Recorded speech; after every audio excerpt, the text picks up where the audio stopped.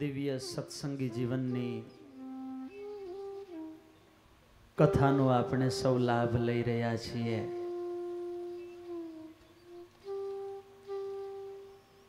અત્યારે કેટલા વાગ્યા છે? 4।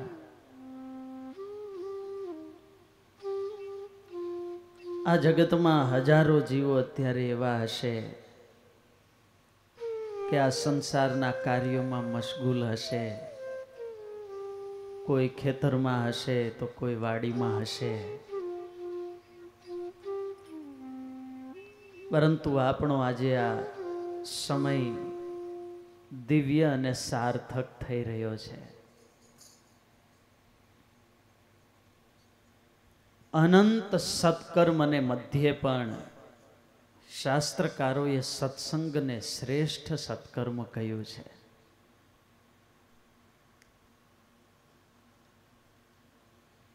ભગવાનમાં મન રાખીને ભગવાનનું ભજન કરે કે સત્સંગ કરે। આધારાનંદ સ્વામી લખે કે એક એક પળે હજારો મણ સોનું કમાય છે। જગદીશભાઈ, લાગે છે એવો મોટો લાભ કઈ? આ દુનિયામાં જીવ પ્રાણી માત્રને દુખી કરનાર, હેરાન કરનાર કોણ છે? પોતાની જ મનોવૃત્તિઓ છે। મન એવ મનુષ્યાણાં કારણં બંધ મોક્ષય।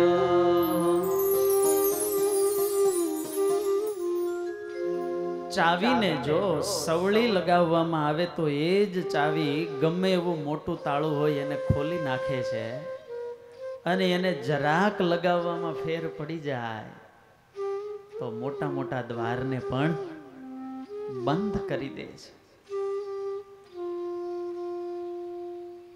એક દિવસ હથોડીએ ચાવીને પ્રશ્ન પૂછ્યો, ધ્યાન સે સુનના। હથોડી ચાવીને કહે, તું તો બહુ નાની છે, છતાં પણ મોટા મોટા દ્વારને તું ઉઘાડી દે છે, આવા કડક તાળાને પણ તું ઉઘાડી દે છે, અને મારે કદાચ એ તાળું તોડવું હોય તો હું બહુ મથું, કેટલા પ્રહાર કરું, છેલ્લે બાકી તૂટી જાય પણ ખુલે। આનું કારણ શું? હું પણ લોખંડની, તું પણ લોખંડની, છતાંય નાની હોવા છતાંય તું તાળાને ખોલી દે છે ને મારાથી ખુલતું નથી। ત્યારે ચાવીએ એટલો જ જવાબ આપ્યો કે હું તાળાના હૃદય સુધી પહોંચી જાઉં છું અને અંદરથી પરિવર્તન કરું છું ને તું કેવળ બહારથી પ્રહાર કરે છે, અને એટલા માટે તારાથી તાળા ખુલતા નથી ને મારાથી તાળા ખુલી જાય છે। ત્યારે જીવ પ્રાણી માત્રનું આમૂલ પરિવર્તન કરવાની જો કોઈનામાં તાકાત હોય તો એ છે સત્સંગ। જ્યાં સુધી મનુષ્યની વૃત્તિ બદલતી નથી ત્યાં સુધી એની પ્રવૃત્તિ પણ બદલતી નથી।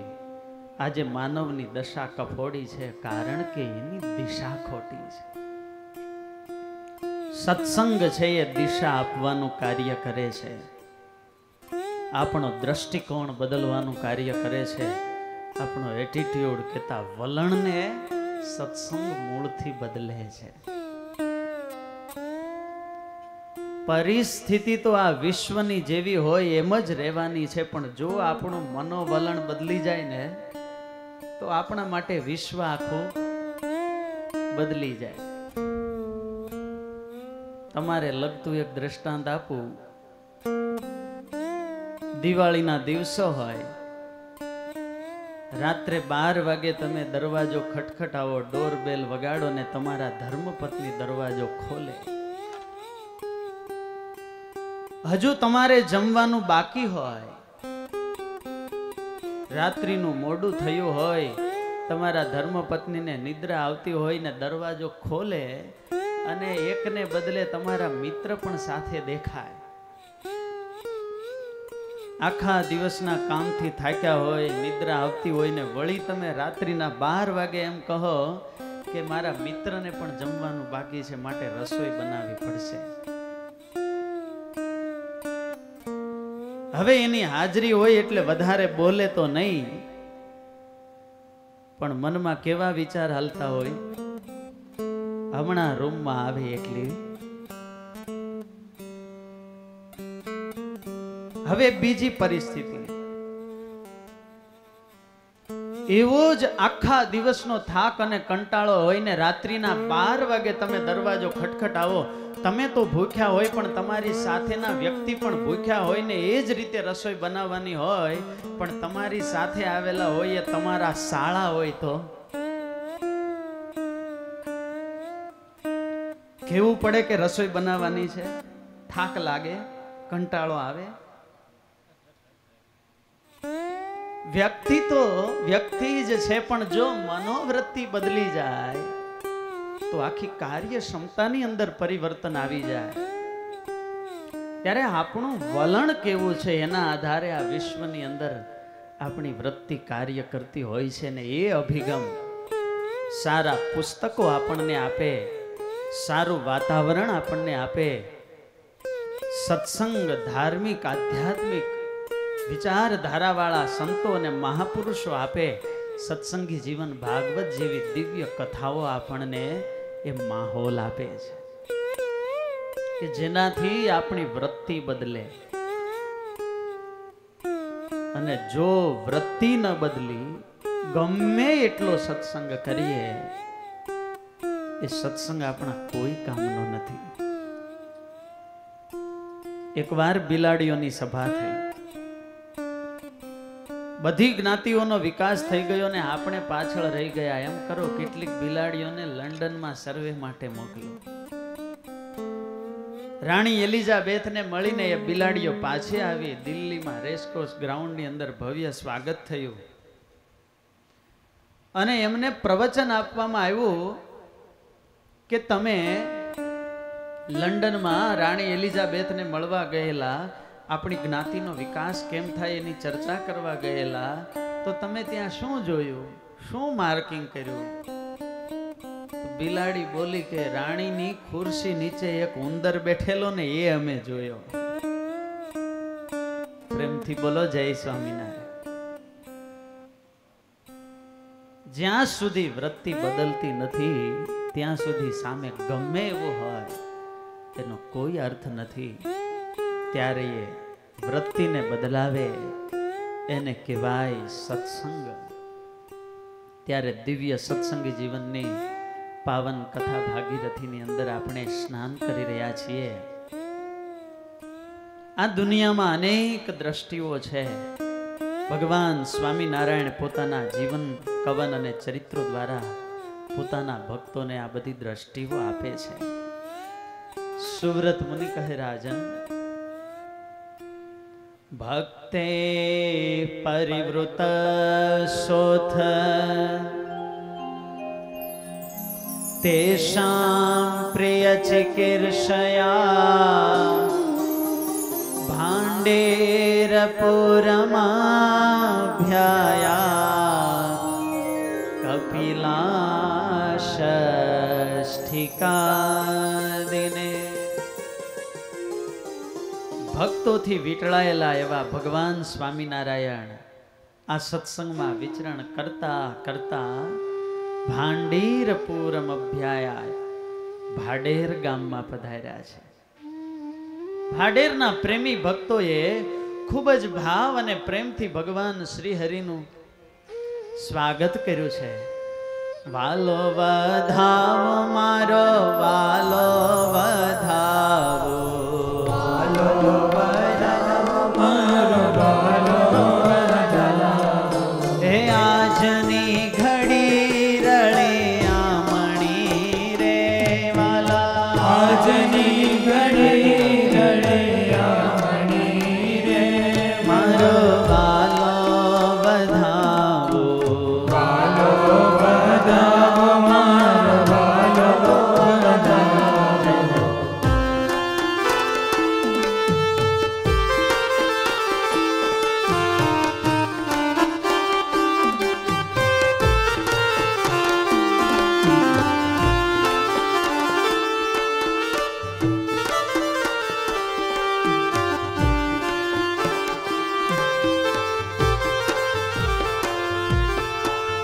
ટોડલે ટોડલે તોરણ બંધાવ્યા ટોડલે ટોડલે તોરણ બંધાવ્યા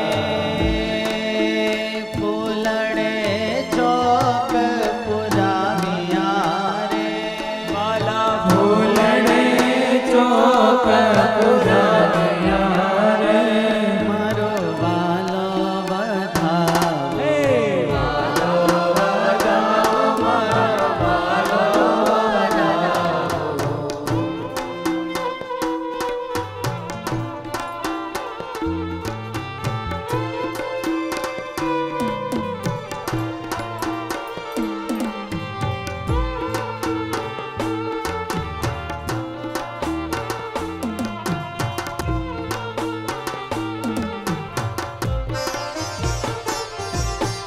વાલો પધાર્યા એવી સાંભળી વધામણી વાલો પધાર્યા એવી સાંભળી વધામણી હે સુરત ભૂલી ઘર કાજની રે વાલા સુરત ભૂલી ઘર કાજની રે વાલો વધાવો વાલો વધાવો મારો વાલો વધાવો સામૈયું લઈને ચાલી વાલાને વધાવવા સમયો લઈને ચાલી વાલાને વધાવવા ભાડેરના પ્રેમી ભક્તોએ સામૈયું કર્યું છે.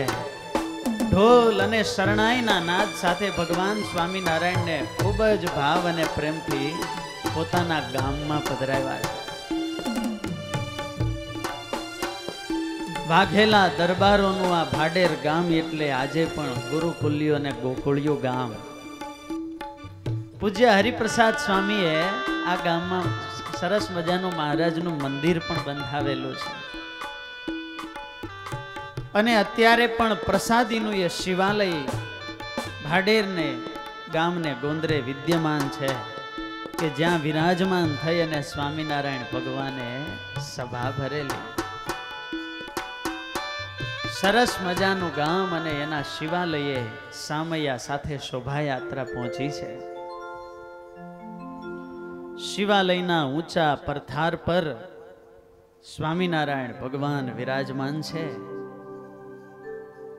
સાંજનો સમય છે, બંને બાજુ મશાલો બળે છે. તારા મંડળને વિશે જેમ ચંદ્રમાં શોભે એમ ભગવાન શ્રી હરિની દિવ્ય શોભા છે. આ પલક નયને પ્રેમી ભક્તો ભગવાન શ્રી હરિના ભાવ અને પ્રેમથી દર્શન કરે છે. જ્યાં અંતરના નિર્મળ આત્માઓ રહેતા હોય ને એ ગામડું ભગવાનને બહુ ગમે હો. શહેરોમાં તો ભોગ વૃત્તિનું પ્રાધાન્ય હોય, પણ ગામડું ગામ હોય, વડીલો રહેતા હોય, નિર્મળ ભક્તિમય એમના જીવન હોય. દૂરદર્શન હવે તો બધું થઈ ગયું, બાકી જૂના જમાનામાં એવા મોબાઈલ કે મીડિયાઓ હતા નહીં. જે કંઈ પણ કોઈ સાધુ સંતો ગુરુજનોએ ભજન કરતા શીખવું હોય, નિર્મળ ભાવથી ભગવાનનું ભજન અને ભક્તિ કરતા હોય. પરસ્પરનો પ્રેમ એટલો હોય ને કે એ ગામડામાં ભગવાનને આવવાનું મન થાય. આમ તો કોઈએ બહુ સરસ લખ્યું છે કે એવું કેવું ગામ કે જ્યાં ભગવાન રહે. ગામડામાં વસ્તી નાની હોય, ઘેરે ઘેર જ્ઞાની હોય, આંગણીએ આવકારો હોય અને એટલા માટે મહેમાનોનો મારો હોય. ગામમાં ચા પાણી પાવાનો ધારો હોય, વ્યવહાર સૌનો સારો હોય, રામ નામનો રણકાર હોય. એ સત્સંગ મંડળી જામી હોય, બેસો તો સવાર સામી હોય. જાણે સ્વર્ગની ખામી હોય એવા નાના ગામડા, એક એક ઘરના એક વાતાવરણ એવા દિવ્ય હોય કે વહુને સાસુ ગમતા હોય, સાસુને વહુ ગમતા હોય, સૌ ભેળા બેસીને જમતા હોય, વ્યવહારમાં સમતા હોય, છોકરાઓ વડીલના ખોળામાં રમતા હોય, એવી મા બાપની મીઠી મમતા હોય. એ ગઈઢિયાઓ છોકરાને સારા માર્ગે વાળતા હોય, ભલે એ વડીલો આંખે ઓછું ભાળતા હોય, પણ અંતે તો એ ગઈઢિયા જ ગાડા વાળતા હોય. નીતિ નિયમના શુદ્ધ હોય, માગે પાણી ત્યાં હાજર દૂધ હોય, જ્યાં ભજન કીર્તન થતા હોય, પરબે પાણી પાતા હોય, મહેનત કરીને સૌ ખાતા હોય, પાંચમાં પૂજાતા હોય, અરે જ્યાં દેવ જેવા દાતા હોય, ભક્તિ રંગે રંગાતા હોય, પ્રભુના ગુણ ગાતા હોય, અંધશ્રદ્ધામાં ન માનતા હોય, ઘી દૂધ બારે માસ હોય, મીઠી મધુરી છાશ હોય, વાણીમાં મીઠાશ હોય, પુણ્ય તણો પ્રકાશ હોય ને એવું જ્યાં ગામ હોય ને ત્યાં સદાય ભગવાનનો વાસ હોય. સરસ મજાનું ગોકુળિયું ગામ. ભગવાન સ્વામિનારાયણના ભાવ અને પ્રેમથી આ ગામમાં પધારેલા. મોટી સભા થઈ.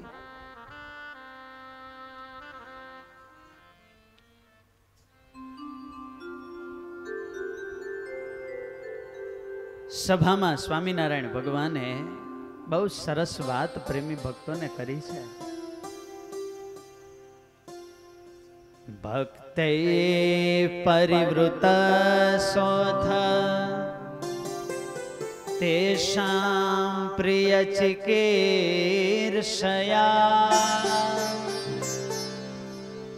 ભગવાન શ્રી હરિ કહેવા લાગ્યા છે કે અમારા આશ્રિત બાઈઓ ભાઈઓ ત્યાગી સંતો તમે બધા ધ્યાન દઈને સાંભળો.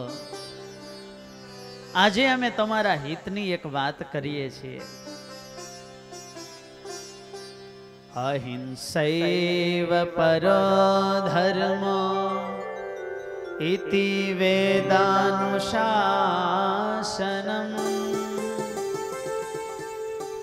ધર્મ તો શાસ્ત્રોમાં અનેક છે, પણ અહિંસા છે એ પરમ ધર્મ છે. માટે અમારા આશ્રિત સત્સંગીએ ક્યારેય મન કર્મ કે વચને કરીને કોઈની હિંસા ન કરવી. કોઈના વિશે ખરાબ ચિંતવું એ પણ એક માનસિક હિંસા છે. આપણે જેવા વિચારો આ વિશ્વમાં છૂટા મૂકીએ, આપણી સાથે એ જ રીતે સૃષ્ટિ વર્તાવ કરતી હોય છે. તમે જોજો, અખતરો કરજો. સામેથી કૂતરું હેલું આવતું હોય ને, આમ પાછળ હાથ રાખીને આવવાનું અને હાથમાં પથ્થર રાખવાનો. હમણાં નજીક આવે ને એવો પથ્થર માથા ઉપર મારું ને, આમ વિચાર કરતા કરતા તમે સામેથી ચાલ્યા જતા હશો ને કૂતરું માર્ગ બદલી નાખશે. અને એ જ પાછળ હાથમાં જો લાડુ હોય ને, તમે મનમાં એવા સંકલ્પ કરતા હોય કે આ કૂતરું સામેથી આવે છે, મારે એને લાડુ આપવો છે, રોટલી આપવી છે, એ જ કૂતરું પૂંછડી પટપટ આવતું તમારી પાસે આણસ જેવું વિચારે છે. એના આધારે સૃષ્ટિમાંથી સામે ફળ મળતું હોય છે. માટે માનસિક કર્મ દ્વારા કોઈની હિંસા ન કરવી. બીજી છે વાચિક હિંસા. વાચિક કહેતા વાણી દ્વારા. આપણા મુખમાંથી એવી વાણી ન નીકળવી જોઈએ કે જેણે કરીને કોઈને દુઃખ થાય, કોઈની લાગણી દુભાય, કોઈ નિરાશાવાદમાં જાય. આવી વાણી બોલવી એ પણ એક પ્રકારની હિંસા છે. વિજ્ઞાન તો એવું કહે, આપણા શરીરના ઘણા ભાગ છે, પણ એમાં એક જીભ એવું અંગ છે કે એના પર તમારે કંઈક વાગ્યું હોય ને તો સૌથી પહેલા રૂજ ત્યાં આવે. જીભ ઉપર કંઈક વાગ્યું હોય તો સૌથી પહેલા રૂજ આવે, આવું વિજ્ઞાન કહે છે. ને અનુભવ એવું કહે છે કે જીભ દ્વારા જો ક્યાંક વાગ્યું હોય ને તો સૌથી છેલ્લી રૂજ આવે. હાડકા વિનાની જીભ પણ જો વાપરતા ન આવડે તો 213 હાડકા છે બધાને ભંગાવી નાખે. ન ખાવા જેવું ખાઈને આ જીભ પેટને બગાડે છે, અનેક રોગોને આમંત્રણ આપે છે, અને ન બોલવા જેવું બોલીને અનેક સંબંધોને બગાડનારી આ જીભ છે. માટે એને જો વાપરતા આવડે તો એ ફૂલ છે, અને નહીતર એ જ જીભ સંબંધોની અંદર કડવાશ પેદા કરે છે. માટે વાણી દ્વારા કોઈની હિંસા ન કરવી. એકાદ વાક્ય હોય પણ એ જોઈએ વ્યક્તિને દિલમાં લાગી જાય ને, પછી ગમે એટલા ઓસડ કરો એની દવા થતી. તમને એક પ્રશ્ન પૂછું, મહાભારતનું આવું મોટું યુદ્ધ થયું, આનું કારણ શું? એક બાજુ 11 અક્ષોહિણી સેના છે, એક બાજુ 7 અક્ષોહિણી સેના છે. અનેક રથીઓ, અતિરથીઓ, મહારથીઓ બાવડાના બળે ફેસલો કરવા હાજર થયા. તુમુલ યુદ્ધનો પ્રારંભ થયો. શંખ ફૂંકાયા ને મસ્તક ઉડવા લાગ્યા. મૃતદેહોના ઢગલા થયા ને લોહીની નદીઓ વહી. ઉજ્જવળ ભારતની કીર્તિમાં મહાભારત નામનું એક કલંક લાગી ગયું. લાખો મનુષ્યોનો નરસંહાર થયો. આની પાછળ જો કોઈ કારણ હોય ને તો માત્ર ને માત્ર દ્રૌપદીની વાણી છે. માત્ર મહાભારત થયું એમ નહીં, આજે એક એક પરિવારમાં કે સમાજની અંદર પણ મહાભારત શરૂ છે. મોટા ભાગે આના મૂળમાં શું હોય છે?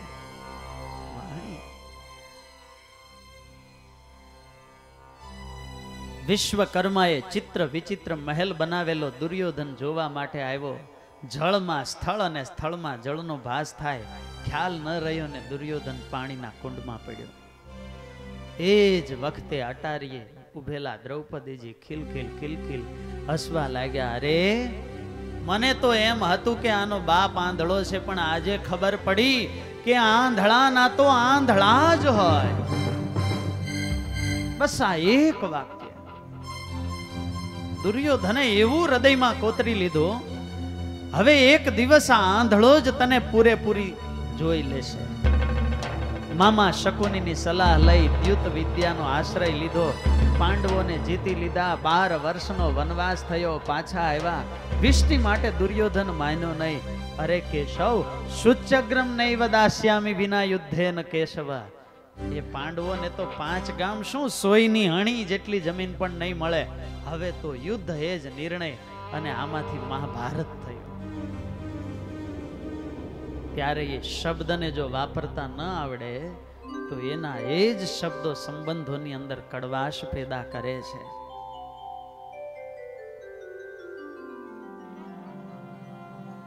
અને એટલા માટે કડવી વાણીમાંથી નીકળેલા શબ્દો જ્યારે એને સમજ આવે છે ને, ત્યારે એને પછી શરમાવવું પડે છે.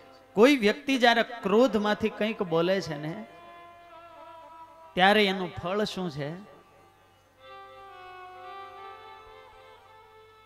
દુઃખ. અને એટલા માટે જ્યારે કોઈ વ્યક્તિ ક્રોધમાં આવી, આવેગમાં આવીને કડવા શબ્દ કહેવા હોય ને, ત્યારે એને એટલું તો કેવું, ભાઈ don't be angry, I don't want to see you shame. તમે બહુ ક્રોધી ન થાઓ, ગમે તેમ ન બોલો, કારણ કે હું તમને શરમાયેલા જોવા માંગતો.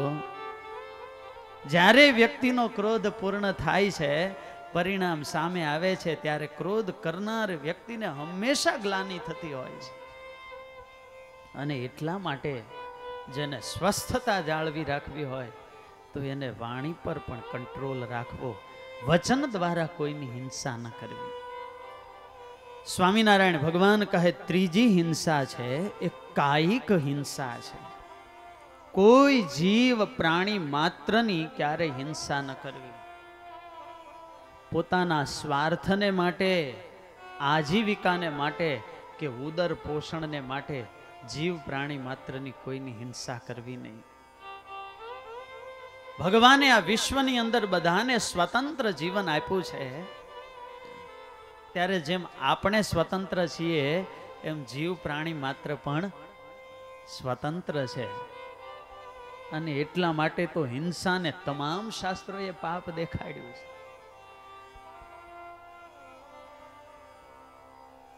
ભગવાન સ્વામિનારાયણ આવી રીતે વાત કરે છે. એ જ સમયે સુવ્રત મુનિ કહે, રાજન, ઇતિ શ્રુત્વા હરેર વ્યાક્યમ વ્યાઘ્રજિન્દ્રુપતે સુધી નત્વા તમ પ્રાંજલિ પ્રોચે તત્પાદે કદૃઢાશ્રયા. ક્ષત્રિય દરબાર વાઘજીભાઈ ઉભા થયા અને હાથ જોડીને પ્રશ્ન કર્યો છે કે હે પ્રભુ, અમે તો આપના આશ્રિત થયા માટે આ રીતે કોઈ હિંસા કરતા નથી, પરંતુ કુલાચારોપન્નમનો નવરાત્ર વ્રતમ હરે અસ્તિ દેવ્યા વાર્ષિકમ તત પ્રાતરારભ્ય સંગતમ. પ્રભુ, અમે તો આપના આશ્રિત થયા છીએ, પણ નવરાત્રિનું વ્રત અમારી કુળ પરંપરામાં ઉજવાતું આવે છે અને એમાં કોઈ કોઈ જગ્યાએ પ્રાણી વધ અને મદિરા પાન થતા જોવામાં આવે છે. તો પ્રભુ અમારે શું કરવું? સ્વામિનારાયણ ભગવાને કહ્યું છે, વાઘજીભાઈ તમારો પ્રશ્ન બહુ સુંદર છે. પરંપરા કોઈ પણ પ્રકારની હોઈ શકે, પણ કોઈ શાસ્ત્ર કે કોઈ મહાપુરુષ કોઈની હિંસા કરવાનું ક્યારેય કહેતા નથી. અરે દેવ દેવીને ઉદ્દેશીને પણ જો ક્યાંક હિંસા થતી હોય તો એ હિંસા શાસ્ત્રને માન્ય નથી. કારણ કે વાઘજીભાઈ ભગવાન છે, દેવ છે, એ ભાવ અને પ્રેમના ભૂખ્યા છે. એ ક્યારેય કોઈના લોહી માંસથી તૃપ્ત થતા નથી. અને જે દેવની આગળ કોઈ બલિ ચડાવવામાં આવતા હોય, માંસ અર્પણ કરવામાં આવતું હોય, મદિરા અર્પણ કરવામાં આવતા હોય ને, તો એ દેવ એ દેવી એ તામસી કહેવાય. માટે અમારા આશ્રિત એવા સત્સંગી એમણે તામસી દેવ દેવીઓનો આશ્રય કરવો નહીં. પરંપરાગત અમુક મંત્રના જાપ કરવા પડે તો નારાયણ કવચ એનો પાઠ કરીને પ્રાયશ્ચિત વ્રત કરવું. આ રીતે અહિંસા ધર્મનો ભગવાને સરસ ઉપદેશ આપ્યો છે. સુવ્રત મુનિ કહે છે, રાજન આ ગામના તો અદ્ભુત પ્રસંગો છે. સાંજનો સમય કથા પૂર્ણ થઈ. દરેક ભક્તોના દિલમાં ભાવના કે ભગવાન અમારે ત્યાં પધારે. પણ ઠાકોરજી ક્યાં જાય? ભગવાનને પોતાને ઘેર કોણ લઈ જઈ શકે? ભગવાન જેનું કાંડું ચાલે ને, યમે વૈશ વૃણુતે તે નૈવ લભ્ય. ભગવાન સુધી તો ભગવાન જો કાંડું ચાલે તો જ પહોંચી શકાય. સભા પૂર્ણ થઈ, એક એક ભક્તો દર્શને આવે છે અને એમાં પ્રતાપસિંહ રાજાના માતુશ્રી આવ્યા અને એ જ વખતે સ્વામિનારાયણ ભગવાનને કહ્યું કે માં અમારે આજે તમારે ત્યાં આવવું છે. વૃદ્ધ ડોશીમાનું અંતર નાચી ઉઠ્યું. અરે મહારાજ, તમે તો મને કૃતાર્થ કરી. પધારો મહારાજ, પ્રભુ મારે આંગણીએ મારી શબરીબાઈની કુટિયાએ પ્રભુ પધારો. હરખ ઘેલા માજી આગળ જાય છે, મહારાજ પાછળ. એમ સ્વામિનારાયણ ભગવાનને પોતાના ઓરડે પધરાવ્યા. સાંજનો સમય, ઘરમાં અંધારું. ઓસરીની પાસે ઢોલિયો બિછાવેલો સ્વામિનારાયણ ભગવાનને વિરાજમાન કર્યા. માં અમને ભૂખ લાગી છે. અરે મારા વાલા, તમને ભૂખ લાગી છે? મહારાજ બેસો, થોડી વારમાં જ આપના માટે થાળ તૈયાર કરું. બાજુઠ ઢાળીને સ્વામિનારાયણ ભગવાનને ભોજન કરવા માટે વિરાજમાન કર્યા.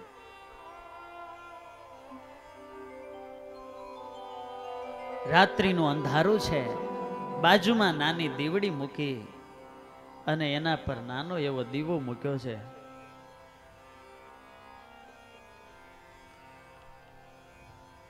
સૂરજને પ્રકાશ દેનારો એ નારાયણ આછા દીવાના અજવાળે જમે છે. રોટલો, શાક, પાપડ, અથાણું માજી ભાવ અને પ્રેમથી સ્વામિનારાયણ ભગવાનને પીરસે છે. ધ્યાન કરજો હૃદય મંદિરમાં મૂર્તિનું. બાહ્ય અંધકાર તો શું, જેનું સ્મરણ માત્ર જીવ પ્રાણી માત્રના અંતરના અંધારાને પણ દૂર કરી દે, એ નારાયણ આજે આછા દીવાના અજવાળે જમે છે. આછું અજવાળું બરાબર માને સૂજે નહીં, હાથમાં તાંબડી લઈને આવ્યા ને મહારાજને કહે, પ્રભુ પ્રભુ મારા ઘરની ગાયનું દૂધ છે પ્રભુ, આ દૂધ આપને ફાવે તો છે ને? એક તાંસળી તો પી ગયેલા હો. મહારાજ કહે, માં આવું મીઠું દૂધ તો અમે ક્યારેય પીધું નથી, હજુ અમને એક તાંસળી આપો. અને ડોશીમાએ બીજી તાંસળી ભરી દીધી. એ દૂધ પી ગયા. મહારાજ કહે, માં હજુ અમને એક તાંસળી આપો. ત્રણ તાંસળી સ્વામિનારાયણ ભગવાન પી ગયા ને વળી એ દૂધની પ્રશંસા કરે છે. પણ વાલા ભક્તજનો, આશ્ચર્યની વાત તો એ છે કે રસોડામાં દૂધની બાજુમાં 3 દિવસની ખાટી છાશની તાંબડી ભરેલી અને ડોશીમાં એટલા ભાવ અને પ્રેમમાં ઉત્સાહમાં હતા, એને ખ્યાલ નહોતો દૂધને બદલે 3 દિવસની ખાટી છાશ પ્રભુને પીરસતા હતા. છતાં પણ દૂધ પીતા હોય ને એવા જ ભાવથી ભગવાન વખાણે છે. આ શું બતાવે છે? ઠાકોરજીની આગળ અનેક પ્રકારના મેવા મિષ્ટાન કે પદાર્થો હાજર કરી દઈએ, અનેક પ્રકારના વૈભવો ગોઠવી દઈએ, બધી વસ્તુ હાજર હોય, પણ જો એક પ્રેમ ગેરહાજર હોય ને તો ઠાકોરજીને એ જોવું પણ ગમતું નથી. વસ્તુ પદાર્થની અપેક્ષા નથી, ભગવાનને પ્રેમની અપેક્ષા છે. દેવતાઓ મંત્રને આધીન છે, માણસ છે એ પદાર્થને આધીન છે, એમ ભગવાન છે એ ભાવ અને પ્રેમને આધીન છે. અને એટલા માટે તો નરસૈયાએ બહુ સુંદર ગાયું કે વશ તો માત્ર ને માત્ર ઠાકોરજી પ્રેમથી થાય. હે વાલો મારો પ્રેમને વશ થયા રાજે, વાલો મારો પ્રેમને વશ થયા રાજે, વાલો મારો પ્રેમને વશ થયા રાજે, વાલો મારો પ્રેમને વશ થયા રાજે. હરે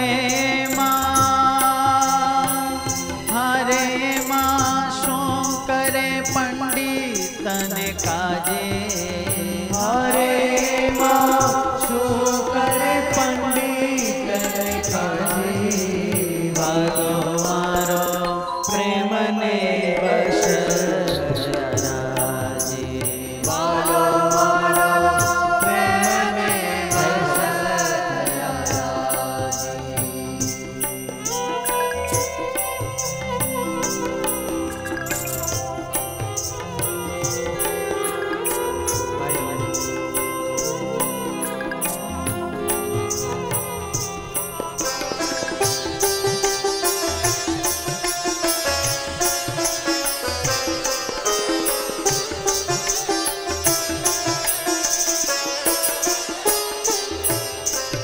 રામાવતારમાં ભગવાનને અનેક ભક્તો મળેલા. કદાચ ભગવાનને પૂછો કે પ્રભુ તમને સૌથી વધારે શું ભાવેલું? દશરથ નંદન મણિમય સ્તંભથી યુક્ત મહેલની અંદર રહે છે, છતાં એ કોઈ મેવા મિષ્ટાનનું નામ નહીં લે. આપણી વચ્ચે સુરત ગુરુકુલથી પૂજ્ય ધર્મોલબ્દાજી સ્વામી પધાર્યા છે. એકવાર જોરદાર તાળીઓ પાડીને સ્વામીનું સ્વાગત અભિવાદન કરીએ.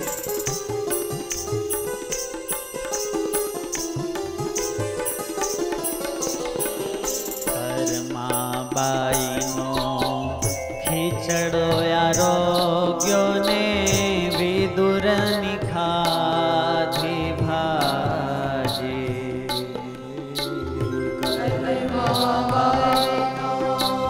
ખીચડો આરોગ્યો ને વિદુરની ખાધી ભાજી, જોઠા બોર શબરી ના ખાધા, જોઠા બોર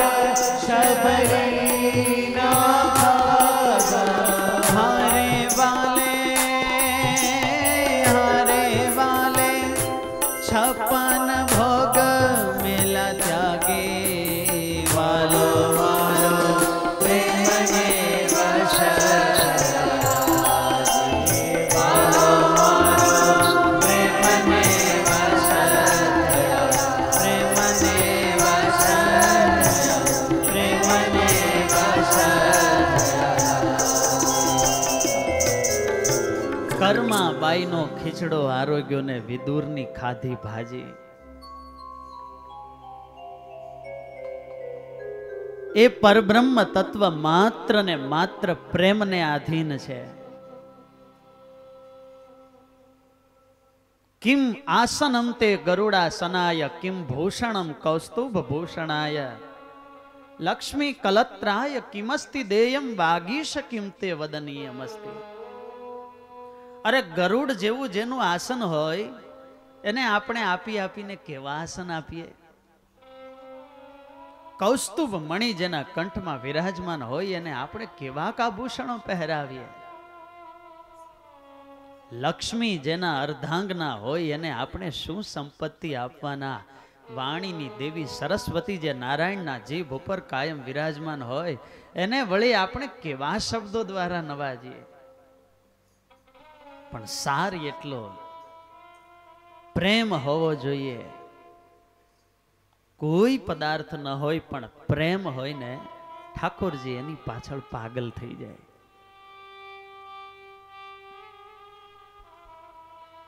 માત્ર ને માત્ર એક પ્રેમ તત્વ એવું છે કે જીવને દિવ્ય બનાવી દે છે.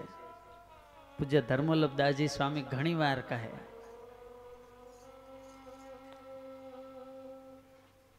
કે જો રસ હોય તો એને કહેવાય શેરડી, અને એમાંથી રસ નીકળી જાય તો એને શું કહેવાય? હે, છોતા. એમ કર્મ તો કર્મ જ છે, કર્મ તો બંધનકારી છે, જન્મ મરણનું કારણ છે. પણ એ જ કર્મની અંદર જો ભગવત સંબંધ ભળી જાય, એ જ કર્મની અંદર જો ભગવત ભાવ ભળી જાય અને પ્રેમ ભળી જાય તો એનું એ જ કર્મ માત્રાર્થમ ભવાર્થમ ચ યાત્મને કલ્પનાય છે. એ જ કર્મ એના કલ્યાણનું કારણ બની જાય છે. પૂર્વના એવા બધા ભક્તો છે કે જેણે જીવનમાં પ્રેમ પ્રધાન રાખેલો, ભગવાન એને વશ વર્તતા કર્મા બાઈનો ખીચડો આરોગ્યો. દક્ષિણ ભારતમાં એક સ્ત્રી ભક્ત થયા પરોક્ષમાં કર્માબાઈ. એમની નાની ઉંમર, જીવનનો એક માત્ર આધાર એના પિતાશ્રી એ જ્યારે દેવલોકમાં જવાની તૈયારી કરે ને દીકરી રડવા લાગી કે પિતાજી હું કોના આધારે જીવીશ? પૂજાના લાલજી આપ્યા ને કહ્યું કે બેટા આને તું દીકરો માનજે. અને પછી તો મીરા જેવી પ્રીતિ એ લાલજીમાં થઈ.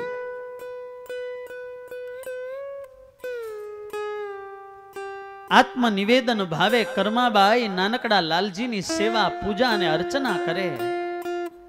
અને ધીરે ધીરે ધીરે ધીરે કરતા એક દિવસ એની ભક્તિ એક કક્ષાએ પહોંચી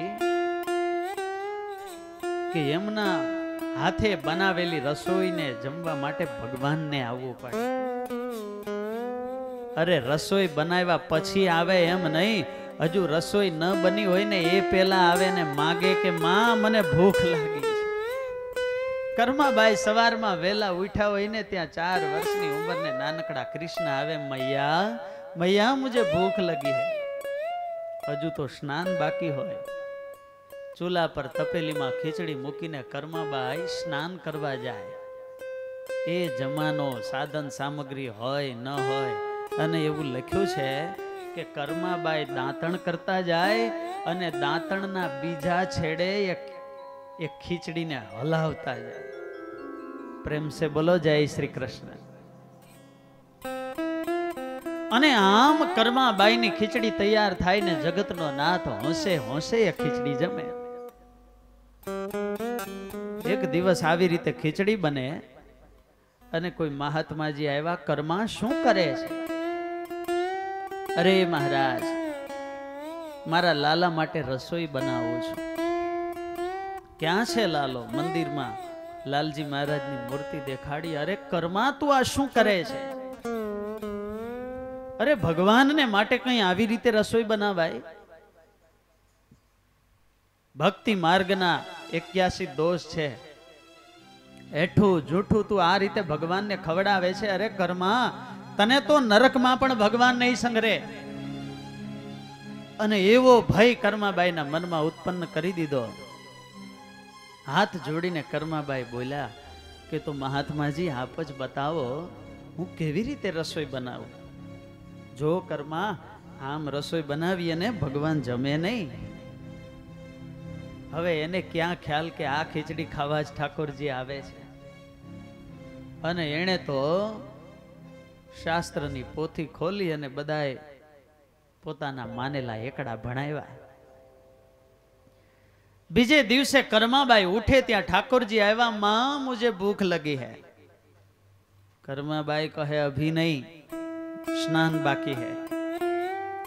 અડધો કલાક પછી આવે ત્યાં કર્માબાઈ હજુ રસોડામાં પ્રવેશ કરતા હોય. માં મુझे ભૂખ લગી है, अभी पवित्रीकरण चलता है, अभी नहीं मिलेगा. વાસણો માંજે, બધું કરે ને વિધિ વિધાન. હવે 1.5 કલાકે ખીચડી તૈયાર થાય. કર્મ કાંડમાં ક્રિયા કાંડમાં એનો ભાવ ભૂલાય અને ઠાકોરજીને ખીચડી ભાવે નહીં. 2-3 દિવસ તો પરાણે ભગવાન જેમાં પછી થયું આમ મેળ નહીં પડે. મહાત્માજીને દર્શન દીધા ભગવાને. અરે તમે આ કર્મને શું ઊંધા એકડા ભણાવી આવ્યા છો? એ કરે એ બરાબર છે, એની સમજણ બરાબર છે, એનું અંતર જ એટલું પવિત્ર છે કે એને કોઈ બાહ્ય પવિત્રતાની જરૂર નથી. માટે એ તો પેલા બનાવતી ને એ જ ખીચડી અમને ભાવે છે.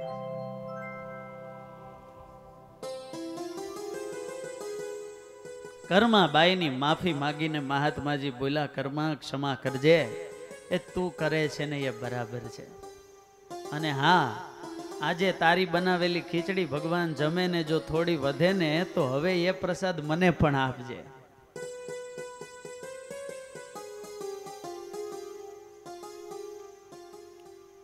આનો અર્થ એવો નથી કે ભગવત સેવા પૂજાની અંદર પવિત્રતા ન જાળવવી. જોજો હો, એક ભાઈ બીજા ધોરણમાં ભણતો હોય ને પિતાને કહે કે મોટો ભાઈ 12માં ભણે છે, એના પુસ્તકો મારે ભણવા છે. આ બધી કોલેજ અને યુનિવર્સિટી લેવલની વાતો છે. કર્મનો, નિયમનો કે ધર્મનો ત્યાગ ક્યારેય કરવાનો હોતો નથી. કર્મનો ત્યાગ તો થઈ જાય છે, અને જ્યારે થઈ જાય ત્યારે જ એને શાસ્ત્રકારોએ છૂટ આપી છે. અને એટલે તો ઉપનિષદ કહે કે કુર્વન નેવેહ કર્માણી જીજીવિષેદ શતમ સમાહા. વિધિ નિષેધ આદિ કર્મોનું પાલન કરતા કરતા શતમ સમાહા યાવત જીવમ, જીવન પર્યંત પાલન કરવું જોઈએ. ગુરુદેવ શાસ્ત્રીજી મહારાજ પણ 85 વર્ષે ચાંદ્રાયણ વ્રત કરતા. અરે આપણા પૂજ્ય મુગટ સ્વામી, ક્યાં સુધીની એ સંતોની સાવધાની. સ્વામીને દરરોજ જુનાગઢ મંદિરે દર્શન કરવા જવાનું નિયમ હતું. હાથમાં લાકડી હોય, ચાલતા જાય ને ચાલતા આવે. ગુરુકુલ પાછા આવે તો એ નળ પાસે જઈને લાકડીનું ઠેબું પણ ધોઈ નાખે. એક બાજુ ક્યાં બ્રાહ્મ કક્ષામાં વિચરણ કરતા હોય ને છતાંય આટલી પવિત્રતા જાળવે. અરે આપણે ક્યાં દૂર જવાનું છે? જેમના સંકલ્પથી આ તરવડા ધામને આંગણે આવું દિવ્ય મંદિર થયું છે એવા હરિપ્રસાદ સ્વામી. ગુરુદેવ શાસ્ત્રીજી મહારાજને વિશે કેવી નિષ્ઠા, અને એના જીવનમાં તપ, વ્રત, નિયમ, ધર્મ પાળવાનો કેટલો આગ્રહ. છેલ્લી અવસ્થામાં તો સ્વામીને શરીરે કેટલી બીમારી હતી. દિવસમાં 10-10 વાર દિશાએ જવું પડે. હવે અમુક અવસ્થા પછી તો છૂટ હોય, કઈ વાંધો ન હોય, પણ છતાંય નજર સામે દ્રશ્યો જોયા છે. નિયમ ચેષ્ટા શરૂ હોય ને સ્નાન કરવા દિશાએ જવાનો સંકલ્પ થાય તો જઈ સ્નાન કરીને હજુ નિયમ ચેષ્ટા પૂરા ન થયા હોય ત્યાં વળી પાછા આવીને બેસી જાય. હવે ત્યાં છેક પ્રાર્થના મંદિરમાં પાછા આવવાની શું જરૂર? છતાંય એક જીવનની અંદર આ બધો આગ્રહ. વાલા ભક્તજનો, છેલ્લે તો એટલી બીમાર અવસ્થા હતી, હોસ્પિટલમાં સ્વામી હતા તો પણ જીવનના છેલ્લા શ્વાસ સુધી પોતાના નિયમનો ત્યાગ કર્યો નથી. સાંજનો સમય પ્રથમ શ્રી હરિને રે નિયમ ચેષ્ટા અને વંદુના પદ પૂર્ણ થયા અને છેલ્લી નિયમ ચેષ્ટા પૂર્ણ કરીને મહારાજના ધામમાં ગયા. ત્યારે જીવનના અંતિમ શ્વાસ સુધી પૂજ્ય કોઠારી સ્વામી કાયમી શિક્ષાપત્રીનો પાઠ કરતા. ત્યારે કર્મનો ત્યાગ ક્યારે કરવાનો હોય તો કે સેવા ભજન કરતા કરતા ભગવદ ભક્તિ કરતા કરતા એક દિવસ એવી ભગવાનમાં તન્મયતા આવી જાય કે ત્રણ દેહનું અવસ્થાનું ભાન ભૂલાઈ જાય અને જોગી સ્વામી જેવી સ્થિતિ આવી જાય. એટલે એના આ મંત્રના ભાષ્યમાં ગોપાળાનંદ સ્વામીએ લખ્યું, વ્યપગત સમસ્ત ભાવમ નરો યદા આત્મની અનારતમ રમતે પ્રચ્યવતી કર્મ સર્વ પ્રસુપ્ત હસ્તસ્ત તાલ વ્રંતૈવ. જ્યારે આત્મ સ્વરૂપમાં ભગવાનમાં અનારત એ ઉપાસક રમણ કરવા લાગે છે ત્યારે શું ઘટના બને છે? સ્વામીએ દ્રષ્ટાંત આપ્યું, પ્રચ્યવતી કર્મ સર્વ પ્રસુપ્ત હસ્તસ્ત તાલ વ્રંતૈવ. અત્યારે તો પંખા થઈ ગયા, જૂના જમાનામાં વીંજણાથી પવન નાખતા. હવે નીંદર આવતી હોય વીંજણાથી પવન નાખતા હોઈએ. બંધ કરીએ તો ગરમી થાય ને નીંદર આવે નહીં તો શું કરવું? સૂવું છે તો કે આડા ફડખે પડી અને વીંજણાથી પવન નાખવાનું શરૂ રાખવાનું. જેવી નિદ્રા આવી જાય એટલે એ વીંજણો પણ બાજુમાં પડી જાય ને નીંદર આવી જાય. એમ ભક્તિ કરતા કરતા જ્યારે દેહના ભાન ભૂલાઈ જાય ત્યારે કર્મ એની રીતે છૂટી જાય છે. કર્મને છોડવાના હોતા નથી. ત્યારે આ પ્રેમની પરાકાષ્ઠાએ પહોંચેલા ભક્તો એના માટે પછી અંતર જ એટલું પવિત્ર હોય છે, એની વૃત્તિ જ એટલી પવિત્ર હોય છે કે એનો જ્યાં જ્યાં સંબંધ થાય ને એ પવિત્ર બની જાય. પછી એ કર્માબાઈ ગમે એમ ખીચડી બનાવે, ઠાકોરજી જમે. જ્યાં સુધી આપણને દેહનું ભાન છે, ખાવા પીવા સુવા બેસવાનું ભાન છે, ત્યાં સુધી નિયમ ધર્મ છોડવાના નથી. પૂર્ણ પવિત્રતા જાળવી અને આપણે જો રસોઈ બનાવીએ ને તો જ આપણી રસોઈ જમે, બાકી ભગવાન ન જમે. હો, 3 દિવસની ખાટી છાશ સ્વામિનારાયણ ભગવાનને પીરસે છે ને જગતનો નાથ હેતે હેતે જમે છે ને વળી પ્રશંસા કરે. શબરીના બોર ખાતા ખાતા રામ કહે, લખન ऐसे बैर मैंने कबहू न खाए नहीं वैकुंठ हमारे रे. લખન, આવા બોર તો આપણા વૈકુંઠમાં પણ નથી થતા. શું હતું શબરીબાઈના બોરમાં? હે, ક્યારે મારો રામ આવે તો હું શું જમાડું ને એના માટે છાબડી લઈને બોર શોધવા જાય.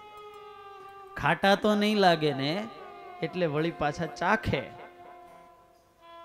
કથા શરૂ થાય ને સભા મંડપની કેવી સ્થિતિ હોય? 2 સોફા ભરેલા હોય ને 1 ખાલી હોય, એવી તો એ શબરીબાઈની દંત પંક્તિ. બોર ચાખવા માટે જગદીશભાઈ દાંત શોધવો પડે. એ અંદર નાખે, દાંતની નિશાની અંદર પડી ગઈ હોય, થૂંક વાળું બોર હોય, છતાંય ઠાકોરજી જમે. કેમ? તો કે એમાં પ્રેમ હતો, એમાં ભાવ હતો. ભગવાન ભાવ અને પ્રેમથી 3 દિવસની ખાટી છાશ પી ગયા. છેલ્લે માજીને ખ્યાલ આવ્યો કે અરે, હું તો મહારાજને દૂધને બદલે ખાટી છાશ પીરસું છું. બંને આંખોમાંથી આંસુડાની ધાર થઈ. જેને પોતાના ઈષ્ટદેવ માને છે, સર્વસ્વ માને છે, જેને રીઝવવા માટે રાત્રિ દિવસ દાખલો ને મહેનત કરે છે, એ પોતાના ભગવાનને કોઈ સામાન્ય માણસને પણ ન આપે એવી ખાટી છાશ ભૂલથી અપાઈ ગઈ. બંને આંખોમાંથી આંસુડાની ધારો. એમના આંસુડાના પશ્ચાતાપ સાથે એના તમામ દોષો ને એની ભૂલ પણ ભગવાને માફ કરી દીધી. માં તમે કેમ રડો છો? અરે મહારાજ ક્ષમા કરજો વાલા, મેં તમને ખાટી છાશ આપી. મહારાજ કહે માં આ છાશ ખાટી હતી પણ એમાં તમારો ભેળવેલો ભાવ બહુ મીઠો હતો ને, એટલે અમને આ છાશ તો બહુ ભાવી. માં એવી ભાવી ને કે આ છાશને તો વર્ષો સુધી યાદ કરશે.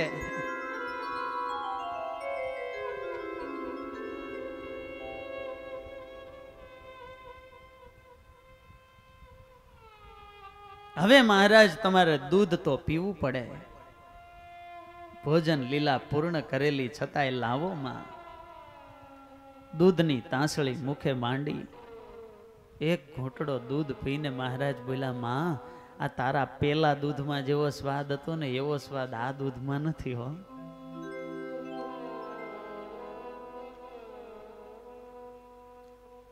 આ રીતે ભાડેરની અંદર ભગવાન શ્રી હરિએ ખૂબ જ લીલાઓ કરી છે.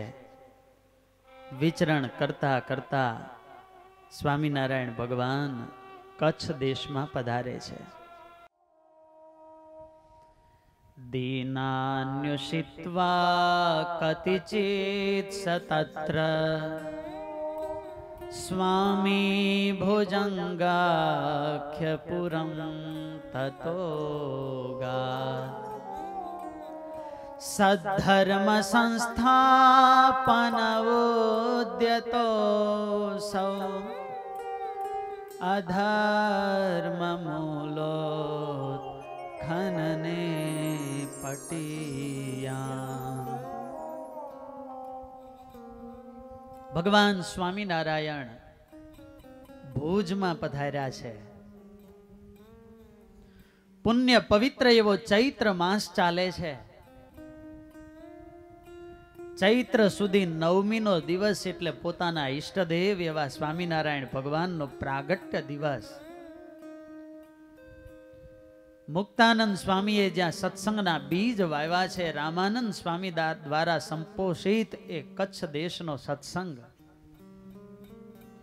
સુથાર ભક્તો એનો મોટો સમુદાય. શ્રીજી મહારાજને આવેલા જોઈને ભક્તો ખૂબ રાજી થયા. ચૈત્ર સુધી નવમીનો ખૂબ જ ધામધૂમથી ભક્તોએ ઉત્સવ કર્યો છે. ભુજની બજારમાં જેટલા ફૂલો હતા ને એ બધાય ફૂલો ખરીદી લીધા. ધામધૂમથી ઉત્સવ કર્યો. પ્રાગજી પુરાણીને મહારાજે સમાધિ કરાવી છે ને જાગ્રત થઈ અને પ્રાગજી પુરાણીએ સભામાં મહારાજનો મહિમા કહ્યો છે. ખૂબ અદ્ભુત મહારાજની સ્તુતિ ગાઈ છે. આ કચ્છની અંદર એક અઘટિત ઘટના બની. અહીં રાજાના દિવાન હતા જગજીવન મહેતા. રાજાના 3 કારભારી કુબેરજીત, જગજીવન અને રામચંદ્ર ત્રણેય ભાઈઓ. ધન સંપત્તિ તો એની પાસે ખૂબ અઢળક હતી.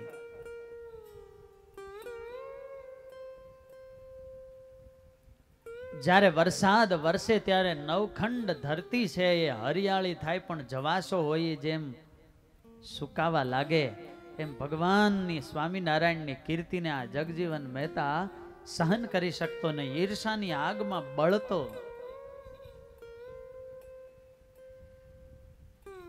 ઈર્ષા દેખે દોષ પરના, બીજાના દોષને દેખે છે.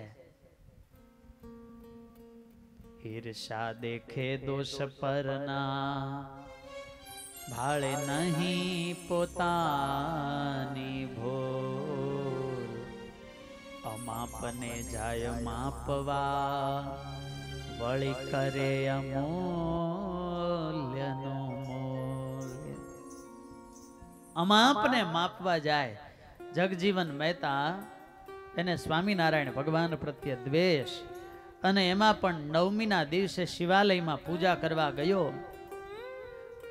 એક પણ પુષ્પલિંગ પર જોયું નહીં એટલે પૂજારીને ખખડાવ્યો. પૂજારી કહે હું પણ શું કરું, સ્વામિનારાયણનો મોટો સમયો ભુજમાં ચાલે છે ને એના સત્સંગીઓએ મોં માગ્યા દામ આપીને બધા ફૂલ ખરીદી લીધા છે. સળગતા અગ્નિમાં આ વાતથી ઘી રેડાયું અને આગની જેમ ભભૂકી ઉઠો. જોઈ લઉં છું સ્વામિનારાયણને. અમારા નગરની અંદર આવીને આટલી કીર્તિ વધારે છે. પોતે જાણતો હતો કે સ્વામિનારાયણ ભગવાન છે, વૈદિક માર્ગનું પ્રવર્તન કરનારા છે, અહિંસામય યજ્ઞોનું પ્રવર્તન કરે છે. માટે હવે તો આ ભુજમાં એની નજર સામે હિંસામય યજ્ઞ કરવો અને પ્રાણીઓને યજ્ઞ કુંડમાં હોમવા. મોટા રાજાઓ પણ એકત્રિત ન કરી શકે એટલી સામગ્રી એકત્રિત કરી મોટો યજ્ઞ કુંડ તૈયાર થયો. સારાએ ભારતના છેક નેપાળ સુધીના વામ માર્ગી બ્રાહ્મણોને ભુજની અંદર બોલાવ્યા. યજ્ઞમાં કાપીને હોમવા માટેના કેટલાય ઘેટા, બકરા, કુકડા આદિક નિર્દોષ પ્રાણીઓને ભેળા કર્યા. આવો મોટો યજ્ઞ છે એના દેશ દેશાંતરમાં સમાચાર મોકલ્યા અને સ્વામિનારાયણ ભગવાનને પણ આમંત્રણ પત્રિકા આપી. હવે આ તો યજ્ઞ છે. અનાહુતોપી અધ્વરમ ગચ્છેત આહુતઃ કિમ પુનસ્તદા. યજ્ઞ, ઉત્સવ, કથા હોય તો એમાં આમંત્રણની રાહ જોવાની હોય નહીં. તો આ તો આમંત્રણ મળ્યું છે. ભગવાન જગજીવન મહેતાના યજ્ઞમાં ગયા છે. મહારાજે ત્યાં દ્રષ્ટિ દોડાવીને દ્રશ્ય જોયું. અનંત પ્રકારની યજ્ઞ સામગ્રીઓ એકત્રિત કરેલી છે. પીળી ધોતીને લાલ ચાદર ઓઢેલા પહેરવેશમાં બેઠેલા હજારો વામ માર્ગી બ્રાહ્મણો, વિશાળ ભાલ ત્રિપુંડ તાણેલા છે. એક એક હાથ લાંબી શિખાવો અને યજ્ઞ કુંડની અંદર આહુતિઓ અપાઈ રહી છે. ઓમ ઇન્દ્રાય નમઃ સ્વાહા, અગ્નયે નમઃ સ્વાહા, વરુણાય નમઃ સ્વાહા. સ્વાહાકારની આહુતિઓ અપાઈ રહી છે. ધૂમ્ર શિખાઓ આકાશની અંદર પ્રસરી રહી છે. મહારાજ આ યજ્ઞ મહોત્સવની ચારે બાજુ જુએ છે ને ત્યાં એક ખૂણામાં પ્રભુની કરુણામય આંખો અટકી ગઈ. લોહીથી ખરડાયેલી રક્ત રંજીત ભૂમિ છે. તલવાર, કાતો જેવા રક્ત રંજીત હથિયારો બાજુમાં પડેલા છે ને નિર્દોષ પ્રાણીઓને ત્યાં બાંધેલા છે. આજે એ પ્રાણીઓના હૃદયની વેદના સહજાનંદ સ્વામીના હૃદય સુધી પહોંચી ગઈ. જગજીવન, આ શું કરો છો? સ્વામિનારાયણ, આ તો યજ્ઞ ચાલે છે. અરે પણ આ હિંસા કરો છો તે આતે વળી કેવો યજ્ઞ? સ્વામિનારાયણ, આ તો શ્રૌત યજ્ઞ છે. વૈદિકી હિંસા હિંસા ન ભવતી. ભગવાનને થયું આ યજ્ઞ અમારે અટકાવવો પડશે. અને નીતિ પણ એવું કહે કે સજ્જનો ન સભામ ગચ્છેત. જ્યાં અધર્મનું આચરણ થતું હોય, ખોટું કામ થતું હોય, પાપ કર્મ થતું હોય, સજ્જન પુરુષે ક્યારેય ત્યાં ન જવું. ગતશ્ચેત પ્રવદેત દ્રુતમ. ગયા પછી ખ્યાલ આવે કે આ ખોટું થઈ રહ્યું છે તો સજ્જન પુરુષે એ કાર્યને રોકવું જોઈએ. જો રોકે નહીં તો એ પાપના 8 ભાગીદાર છે, એમાં જોનારો પણ એ પાપનો ભાગીદાર બને છે. બહુ સમજવા જેવી વાત છે. ભલે આપણે કાર્ય ન કરતા હોઈએ, પાપ ન કરતા હોઈએ, પણ એને જોવે, અનુમંતા, પ્રેરયિતા, દ્રષ્ટા 8 પ્રકારના ભાગીદાર છે. એમાં જોનારો પણ ભાગીદાર બને. જેટલું પાપ થયું હોય એટલું ને એટલું પાપ 8 જણાને લાગે. એના 8 કટકા ન થાય હો શૈલેષભાઈ. ત્યારે બહુ સાવધાની રાખવી પડે. ગતશ્ચેત પ્રવદેત દ્રુતમ. એને રોકવું જોઈએ અને રોકવા છતાં પણ ખ્યાલ આવે કે આ રોકાય એમ નથી તો સજ્જન પુરુષોએ એ સ્થાન છોડીને ત્યાંથી ચાલી નીકળવું જોઈએ. આજે મહારાજે પહેલા જગજીવન મહેતાને સમજાવવાનો પ્રયાસ કર્યો છે કે જગજીવન, તું આ યજ્ઞને બંધ કરી દે. વામ માર્ગી બ્રાહ્મણો સામે આવી ગયા, અરે સ્વામિનારાયણ આ તો વૈદિકી હિંસા છે અને આને હિંસા કહેવાય નહીં. વેદોમાં જ સૂક્તો છે, દેવા નિદેશી પથિભિ સુગેભિ. હે પશુ, તું રડીશ નહીં, તું દેવોના માર્ગે જઈ રહ્યો છે. માટે વેદમાં પણ હિંસાનું પ્રતિપાદન કર્યું છે. ખોટા માણસો પહેલા તો જૂઠાણાને સત્ય તરીકે રજૂ કરે અને છેલ્લે સત્યને પણ જૂઠાણા તરીકે રજૂ કરીને અટકતા હોય છે. અજેન યજેત એવું સ્પષ્ટ લખ્યું છે. અજ એટલે બકરો. મહારાજ કહે, અરે વિદ્વાનો, તમે વ્યાકરણ શાસ્ત્રનો બરાબર અભ્યાસ નથી કર્યો લાગતો. અજ શબ્દના તો ઘણા અર્થ થાય. ન જાયતી ઇતિ અજહ. અજ તો જીવાત્માને પણ કહેવાય, પરમાત્માને પણ કહેવાય. 3 વર્ષની જૂની ડાંગર હોય ને, એને વાવો તો એ પણ ન ઉગે, એ પણ ન જન્મે, માટે એને પણ અજ કહેવાય. દેવતાઓ કોઈના લોહી માંસના ભૂખ્યા નથી, એ તો ભાવ અને પ્રેમથી વશ થતા હોય છે. માટે આ હિંસાને બંધ કરો. પણ પ્રાઇડ ગ્રોથ બિફોર ડિસ્ટ્રક્શન. માણસનો જ્યારે વિનાશકાળ આવે છે ને, ત્યારે એની મતિ એવી વિપરીત થઈ જાય છે કે સત્યને એ જોઈ કે સમજી શકતો નથી. એના શબ્દો, એના નિર્ણયો બધા એવા જ હોય કે એને પતનની ગર્ત સુધી પહોંચાડીને જ અટકે. જગજીવન મેં તો સ્વામિનારાયણ ભગવાનનો તિરસ્કાર કરવા લાગ્યો. સ્વામિનારાયણ તમને શું ખબર પડે? સામ સામે આવી ગયા, પોતાનું સૈન્ય તૈયાર કરી રાખેલું. મહારાજને થયું આને કઈ ઉતરે એમ છે નહીં. જ્યાં મોટા મોટા દુદુંભી ઢોલના નાદ થતા હોય ને, ત્યાં સારંગીનો સુમધુર શબ્દ ન સંભળાય તો એ કઈ મોટી આશ્ચર્યની વાત નથી. ભગવાનને થયું આ સ્થાન છોડીને અમારે નીકળી જવું જોઈએ, તો જગજીવન આ યજ્ઞ કરી લેજે. આમ બોલીને ભગવાન ત્યાંથી નીકળ્યા. જગજીવન મેં તો સ્વામિનારાયણ ભગવાનનો તિરસ્કાર કરવા લાગ્યો. ન બોલવા જેવા બોલ શબ્દો બોલવા લાગ્યો. નિર્માની ભગવાન તો સહન કરીને ત્યાંથી નીકળી ગયા, પણ એને બીજા કોણ સહન કરે? ભુજના મહારાવને સમાચાર મળ્યા કે જગજીવન મહેતાએ સ્વામિનારાયણ ભગવાનનું અપમાન કર્યું છે, અને એ જ વખતે જમાદાર ફતેહ મહમ્મદને હુકમ કર્યો કે જાઓ આરબની બેરખ લઈ અને આ જગજીવન મહેતાના યજ્ઞનો ધ્વંસ કરી નાખો. હથિયાર બંધ કેળવાયેલી આરબની બેર જગજીવન મહેતાના યજ્ઞમાં આવી છે. શિવના ગણોએ જેમ દક્ષના યજ્ઞનો વિધ્વંસ કરેલો, એમ સામ સામે બે સૈન્ય આવી ગયા. યજ્ઞ સામગ્રીઓ રફે દફે થઈ યજ્ઞ કુંડ દાટી દેવામાં આવ્યા. બ્રાહ્મણોને મારવા લાગ્યા. પાપમય અને માંસ ભક્ષણ વાળા વામમય યજ્ઞો કરાવનારા વામ માર્ગી બ્રાહ્મણો પણ એ વખતે સમાજને માટે કલંક રૂપ હતા. આજે આ દૂષણને ભગવાનને જળ મૂળમાંથી કાઢવું છે, ગુજરાતમાંથી એના મૂળ ઉખેડી નાખવા છે.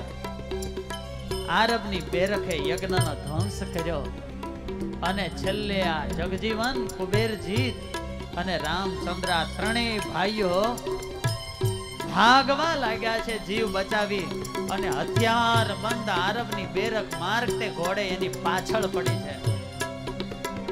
ભુજની બજારની અંદર આ દ્રશ્ય ભુજવાસીઓ જુએ છે કે ભગવાનનો અનાદર કરનારા જીવની દશા કેવી છે. અને વાલા ભક્તજનો, ભુજની બજાર વચ્ચે તલવારના પ્રહાર કરી અને આરબની બેરખે આ ત્રણેય ભાઈઓના શરીરના કટકે કટકા કરી નાખ્યા છે. પણ એ વખતે ગુજરાતની ભૂમિમાં પડઘો પડી ગયો કે હવે ગુજરાતમાં યજ્ઞ થશે તો અહિંસામય યજ્ઞ થશે. બોલીએ સ્વામિનારાયણ ભગવાનની જય. અને એટલા માટે શતાનંદ સ્વામીએ મહારાજને બહુ સરસ નામ આપ્યું. આવો સાથે મળીને બોલીએ. ઓમ અહિંસા યજ્ઞ પ્રસ્તોત્રે નમઃ. યજ્ઞ પ્રસ્તોત્રે નમઃ. ઓમ अहिंसयज्ञ प्रस्तोत्रे नमः। ॐ अहिंसयज्ञप्रस्तोत्रे नमः। ॐ अहिंसयज्ञ प्रस्तोत्रे नमः। ॐ